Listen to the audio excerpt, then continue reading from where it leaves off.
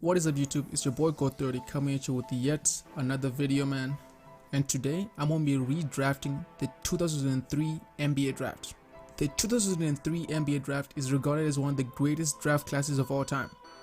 There was just one major flaw in the draft. This pick changed everything. People have wondered how the draft would have turned out if it wasn't picked that high. Well, today I'm going to redraft the whole first round, looking at players' win shares, stats, and accolades. We're going to see how the draft should have went if we could see into the future. With the first pick in the 2003 NBA draft, the Cleveland Cavaliers select LeBron James. LeBron at number 1 is a no-brainer. 17 years after the draft, LeBron is still a force in the league, and it doesn't look like he's stopping anytime soon. His list of accomplishments is so long, I don't have time to list them. With the second pick in the 2003 NBA draft, the Detroit Pistons select Dwyane Wade from Marquette University.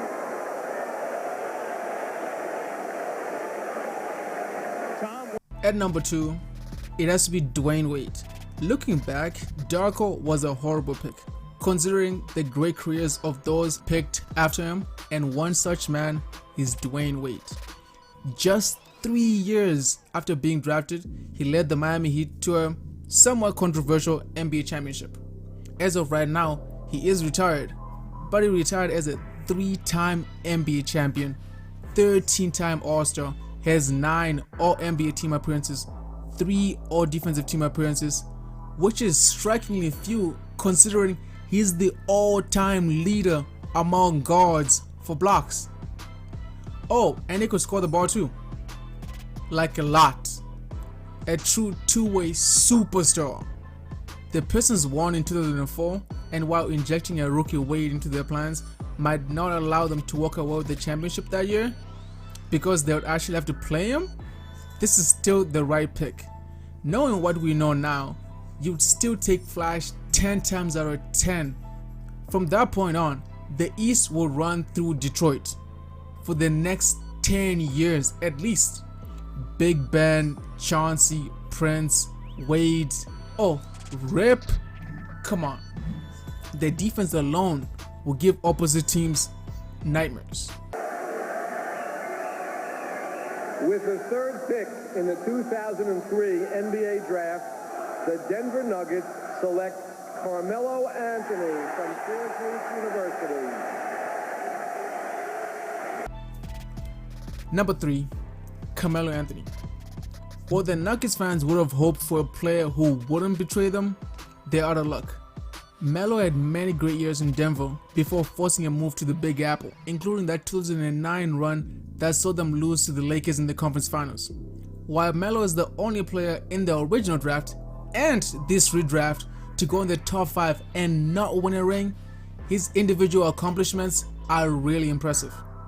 A 10-time All-Star, a scoring champion, 6 All-NBA team appearances, and an automatic bucket since entering the league. His efficiency was at times questionable, but the dude came in and was immediately putting up 20 points per game. Not a lot of dudes can do that.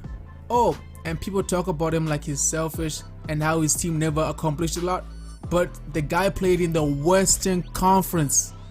He's an NCAA champion. How many guys can you name that tore it up in college and in the NBA?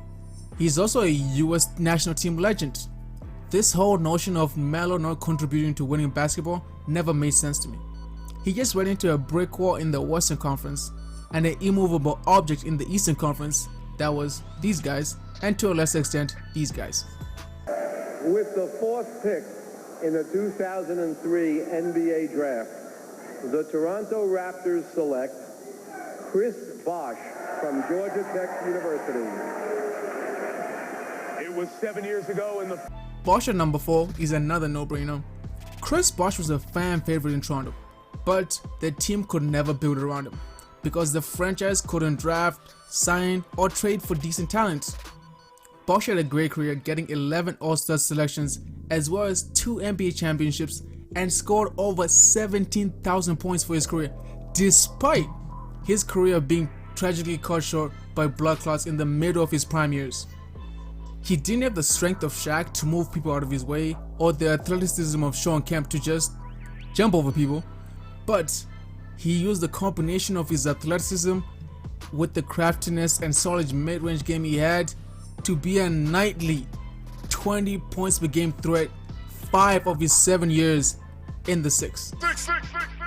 While he was never one to fill the box score with defensive stats, he had quick feet, was more proactive than reactive on the defensive end, allowing him to be effective at that end of the ball anyway. Bosh had this specific set of skills and he was very good, but the Raptors couldn't build a team to save their lives. With the 5th pick in the 2003 NBA draft, the Miami Heat select David West from Xavier University. The team that gets fucked the most in this NBA redraft is the Miami Heat. With the 5th pick, they have to take David West. Now, David West is a great player, but he's not Dwyane Wade. Before becoming a bench warmer for one of the best teams in the league, David West was actually tearing it up in New Orleans. He scored over 8,000 points, becoming the all-time franchise scoring leader at the time, and had 2 All-Star selections. He's the only player to appear in more than 500 games for the New Orleans-based team, including playing a crucial role in the franchise's only division title. For a while in New Orleans, David West and Chris Paul were a deadly pick-and-roll partnership. The team just never had enough weapons to compete in the stacked Western Conference. The 2-time NBA champion didn't see much playoff success until he moved out east to play with the Indiana Pacers. In Indiana, he paired with Danny Granger before the emergence of Paul George, providing some much-needed interior scoring. Unfortunately, a bunch of guys who got drafted 1st, 4th, and 5th decided to team up and stop the Pacers dead in their tracks every chance they got. For the Miami Heat, this pick is simply based on the best player available. The 2002-2003 Miami Heat were terrible, atrocious even. They only won 25 games. Other than rookie Caron Butler, this team didn't have a lot of things going for them. Pat Riley had just decided to hang up his coaching shoes that season. This pick would most likely lead to the Heat targeting some other free agency acquisitions instead of going after Lamar Odom. Miami's rebuild would have easily been extended by another couple years, and most likely they don't win the 2006 NBA championship. Anyway, it's been the 2003 NBA redraft. It's been your boy Go30. Please like, share, and subscribe. I'm out here.